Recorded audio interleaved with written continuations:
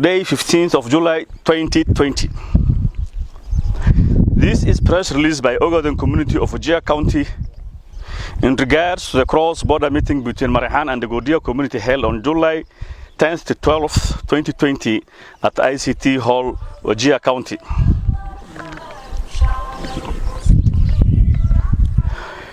We wish to state the following. 1. The border that Wajir County shares with Somalia along the neighboring Gadur region in Jubaland state, which is predominantly a settlement for the Marikana, stretches from Lakutulo in Wajir East up to Haralawayo in Wajir South, which is less than 10 kilometers from Doble town of Somalia. The Ogaden community, which borders and settles almost 90% of the border stretch within Somalia, with Somalia, has been deliberately excluded in this very important security and economic meeting. This in itself is suspect and raises serious security concerns which must not be taken lightly. Major key communities like the Aijurans and Ogadens, who are important stakeholders in the affairs of Wajir County, and more so, this sensitive security issue affecting the long stretch of border line with Somalia, were deliberately excluded in this very important meeting.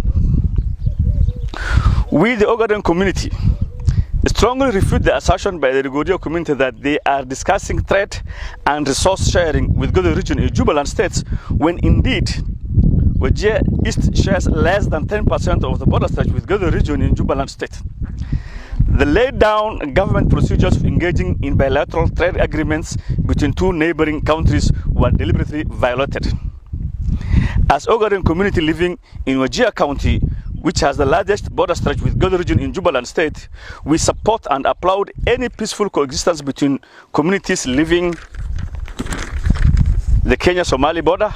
However, we are yet to understand why there is peaceful coexistence between the communities living in Wajir North, which has a border with Ethiopia, and the communities living in Wajir South, which has the longest border with Gadur region of Jubaland in Somalia, while communities living in Wajir East, which has the smallest border stretch of approximately 10%, has constant security issues with their neighbors in Gadur region of Jubaland in Somalia. This is a question for the security operators to ponder about as we look for a solution to the myriad security issues in this fragile border with Somalia. We, Ogaden community living in Wajir County, strongly condemn the illegal organized movement of people from Somalia across the Kenyan border for the said meeting, which risks the lives of Kenyan citizens living in Wajir, since Somalia is a hotspot for COVID-19 pandemic, which outrightly contravenes the President's directives and the Ministry of Health guidelines. We, the Ogaden community living in Wajir, strongly regret the wasteful expenditure of taxpayers' monies in footing the meeting bills, in spite of the current economic and social problems caused by the COVID-19 pandemic in Wajir. We demand an explanation on the statement of expenditure in relation to the said meeting and who gave the authorization on the unauthorized use of taxpayers' monies. In view of the aforementioned, we, the Ogaden community living in Wajir County, appeal to the national security apparatus to investigate this matter to avert further security breach, which may lead to conflict among communities living along the border stretch with Gadur region of Jubaland in Somalia. The statement, we have indicated what we want and what the prayers is, and we are addressing these issues nationally, and the national government and the county government, the county governor is an extension of the national government. I'm here. So we are basically addressing him that way. As my colleague has also said, we are also seeking redress through the parliament, and we will go into putting this thing in parliament as further investigation. And we are also planning to meet the county security team once we get appointment with them. Leo tunashukuru Mwenyezi Mungu ambaye ametupatia fursa kama hii tukiwa na afya. Na pia tunashukuru members ya press kuja hapa. Sisi wazee, viongozi, kina mama, watu ambaye wanaishi katika Wajir South kwa jina ya Ogaden, tunachuku vikali ile mkutano ambaye imetendeka tarehe 10 mpaka tarehe 12 baina ya Dogodia na Marikana ambayo imetendeka hapa Wajir. sisi watu Wajir South ama Wajir County iko na mpaka mrefu Somalia kuanzia Doble hadi kufikia Lokotulo. Na jamii ya Dogodia wako na 10% ya hiyo border. Jamii ya Ogaden wako over 90% ama karibu 200 kilometers border with Somalia. Sisi tunataka kuishi amani na majirani zetu wakiwa upande ya Somalia ama upande wowote katika kaunti ya Wajir.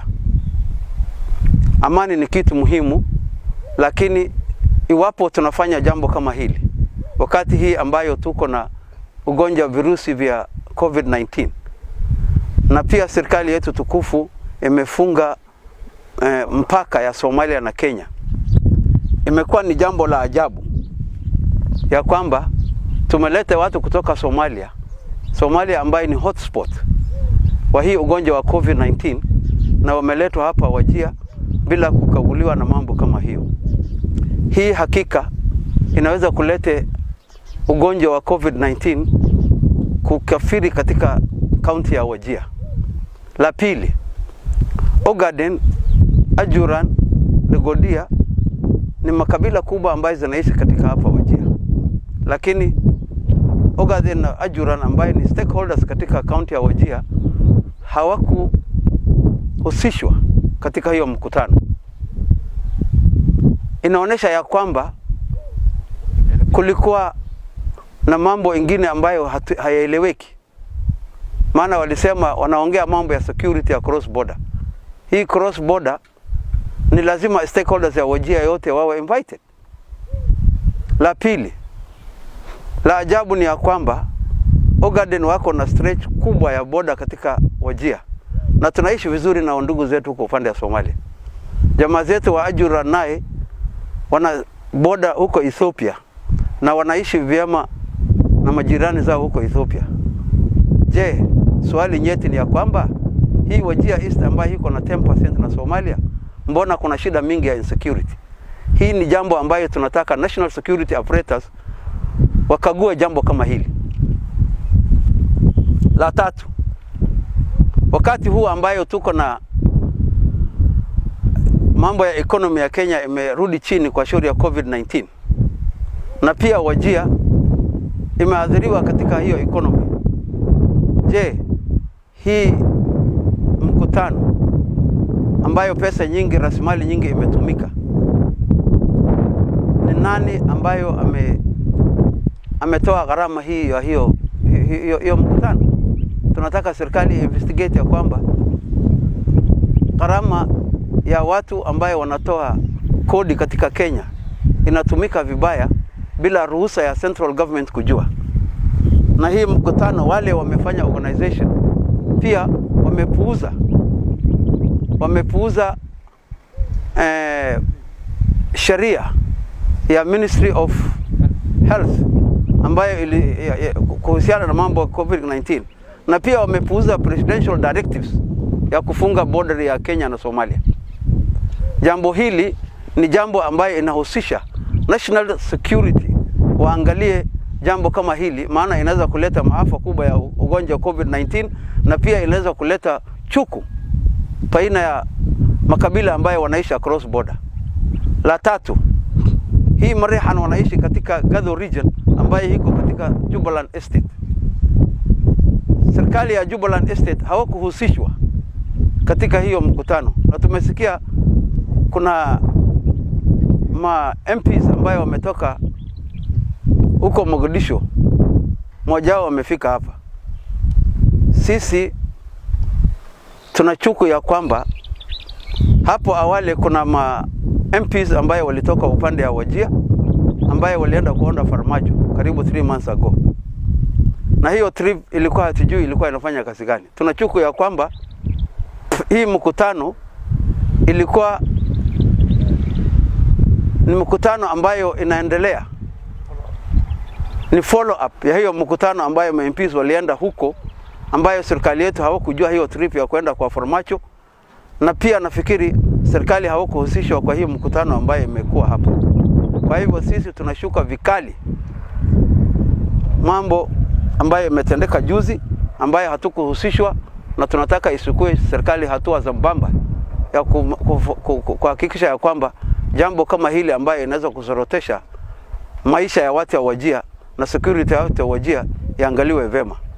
We want to see, we call for this press conference for Kenyans to understand that the meeting that took place in Wajir was not attended wholesomely by the stakeholders of Wajir.